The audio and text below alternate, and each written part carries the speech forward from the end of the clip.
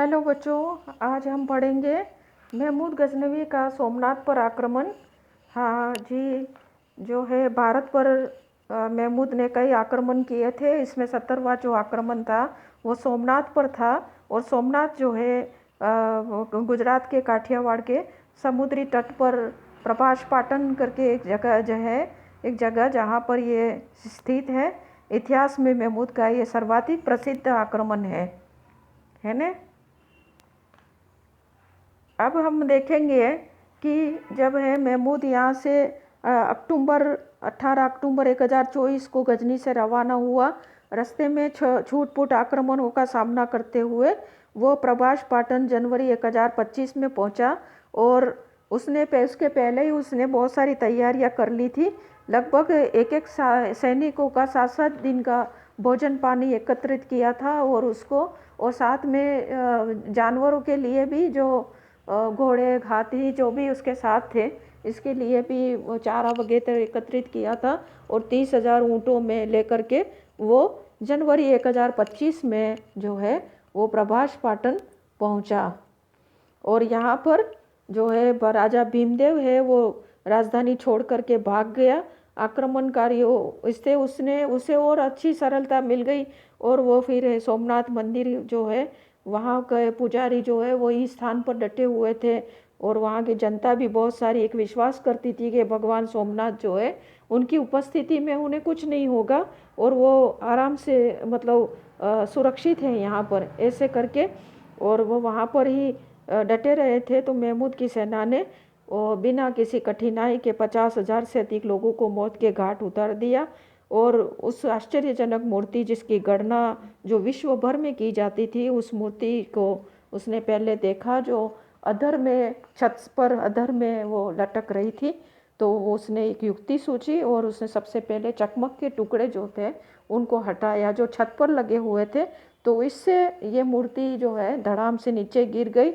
मूर्ति को उसने महमूद ने छाड़ छाड़ करके बोला कि मैं एक मूर्ति भंजक हूँ। इस तरह से उसने उसके टुकड़े कर दिए और उसको मस्जिद वहाँ से वो गजनी भेज दिया। और वहाँ की सड़कों पर और गलियों में और मस्जिदों की सीढ़ियों पर उसको चुनवा दिया।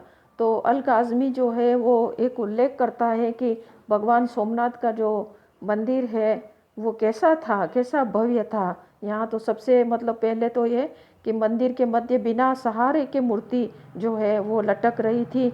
चंद्रग्रहण के अवसर पर यहाँ पर हिंदू इस मंदिर में लाखों की संख्या में एकत्रित होते थे। और उनके अनुसार ये था कि शरीर त्यागने के बाद आत्माएं यही एकत्रित होती है। और ये मूर्ति अपनी अभिलाषा के अनुसार पुनर्जन्म के सिद्धांतों के अनुसार नए शरीर को स्थान देती है।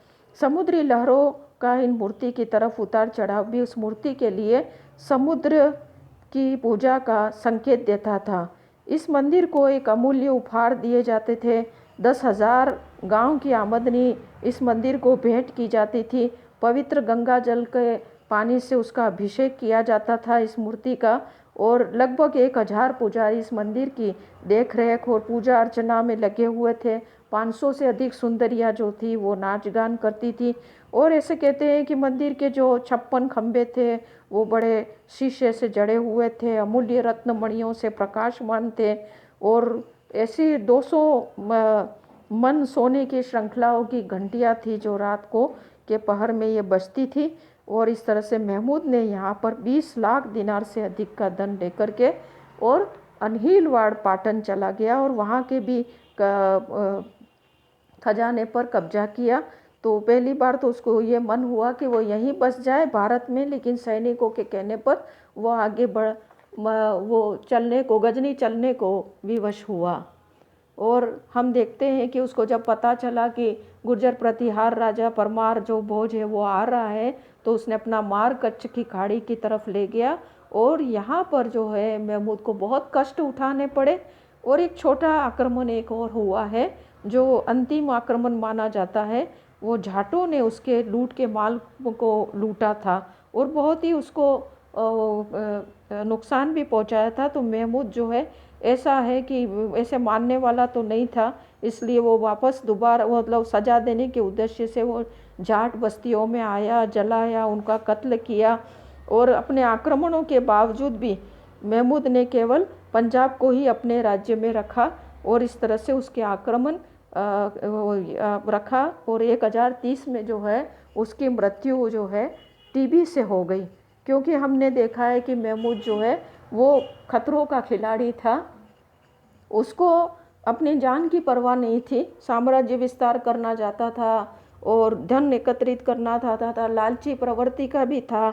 और उसको मतलब जो जिस तरह के उसने खतरे उठाता था, उस ज़माने में हम देखते हैं कि कोई नक्शे तो थे नहीं जो, और जंगली जानवरों का भी बहुत ज़्यादा खतरा रहता था। और ऐसे रास्तों पे, दुर्गम रास्तों पे चलता था जहाँ पर हवा भी अपना रास्ता भूल जाए, जैसा वैसा खाना खाता था, पानी पीता था। तो इससे उसको टीबी हो गई थी और इस टीबी से वो इस संसार को छोड़ करके 1030 में चला गया और वहीं पर उसका जो है गजनी में ही उसको दफनाया गया। इस तरह से महमूद को जो है क्या है इतिहास जो है बड़ा हमने पढ़ा है कि प्रसिद्ध रहा। धन्यवाद बच्चों।